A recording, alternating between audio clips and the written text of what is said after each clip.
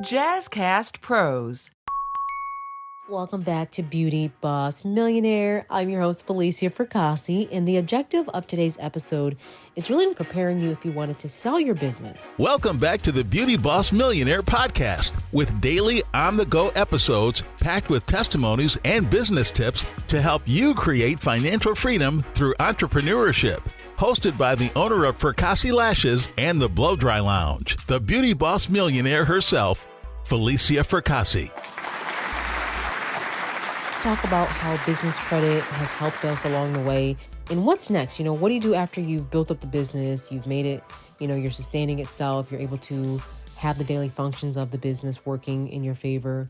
But now we want to talk a little bit about selling. Earlier in season 8, I also talked about how I would be preparing you if you wanted to sell your business. The reason why I talk about this is because a lot of entrepreneurs, after they get it going and they're holding on to it, actually 3 things can happen. The first thing is you either keep it consistent, try to see it to the end, and somewhere along the line eventually starts to die off. It's a dying trend. That's just, unfortunately, every business has a life. We used to all have Polaroids. Now we don't even have film in our cameras. So every business, unfortunately, has some type of point where it maybe will die off unless you can reinvent the business. The second thing that can happen is that you have the business, you try to multiply it and grow it in bigger ways, and you have multiple locations, or you change it over to e-commerce or whatever it is that you do where you make it online now. And the last thing that you can do with your business is you can actually sell your business. I know a lady who literally builds up businesses for a living. And then what she does is she gets it all going. She'll get the whole package right. She'll get the revenue stream. She's tracking everything. She has actual real numbers for you to look at to see how your business is doing and how healthy it is so that other people can see it. It's called EBITDA, is basically, the debt to income ratio. You can see all these different numbers on these reports. And then what she'll do is she will actually sell the business. Now, when you sell the business, it's not as easy as it sounds. You have to make sure it's really ready for being sold.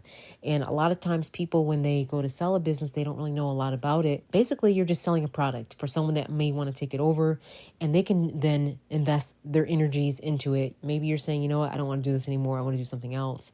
Maybe the passion just dies or whatever it is. Some people, there's not that they lost any type of passion. They just want to make the big amount at the end.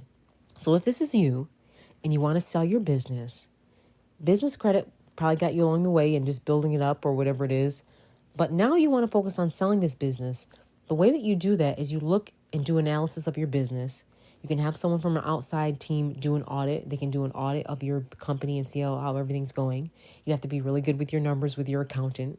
You have to make sure that it's making sense financially for someone to even want to buy your business. And lastly, you want to make sure your numbers are really strong so that that business can also obtain working capital if they need to gain it, or credit if they need to have it. And just get that business ready for the next person so it can be an easy transition for them. On the last few episodes, I was speaking on the SBA, the Small Business Administration. But just remember, there's also SBA loans that someone else can take out to buy your business, which means you would have to make sure your business qualifies to be a SBA approved business to buy. One of the things that you're going to need when you get ready to sell your business and get it SBA approved is 3 years of business tax returns and financials, the profit and loss statement, the balance sheet. You have to let that person crunch those numbers and see if there's a potential there for the right buyer to get financing based on this and other information. Other factors that are very important and need to be considered, like laters, is the buyer's credit, work experience, down payment, collateral. And getting prepared for financing and getting your business approved for SBA approved will help you eliminate the buyer from going to get financing that may take way too long. And, maybe they're just not really ready. And you know how long these loans approvals take. And they just might be too busy for your deal. Remember, it takes time to get these things sold, and time can really kill the deal if you want your deal to be moving and you want to make sure you're staying in control of the sale, which means that you're already ready. So it's really good to get your business SBA approved if someone wants to buy it, because you never know. I've seen so many small businesses that have been outbought, or they're being bought out by bigger companies because they see them as either a competition or they see them as a different way to gain customers. There's so many things that people that are truly in the business arena, will they look at your business and see it and say, could I add this to my portfolio? So make sure you are taking the right steps to get your business approved for sale, getting it ready for sale, because some people, they fall in love with their business and they're just so obsessed with it, which is fine. That's the love of your life. And then there's some people that say, okay, I can do something else. I'd rather birth this baby out, get it ready, and sell it off to someone else that will take it further. And there's plenty of people that have done that. Successful brands that you probably didn't even think are doing just that. They buy it up, build it up just to sell it. So are you attached to your business? Are you committed? Where are you at in that stage? Find out that first. And at that point, if you say, you know what, I want to sell my business, or, things have taken a different direction in my life where I need to focus my attention elsewhere, you can always sell your business, but just make sure it's ready for sale.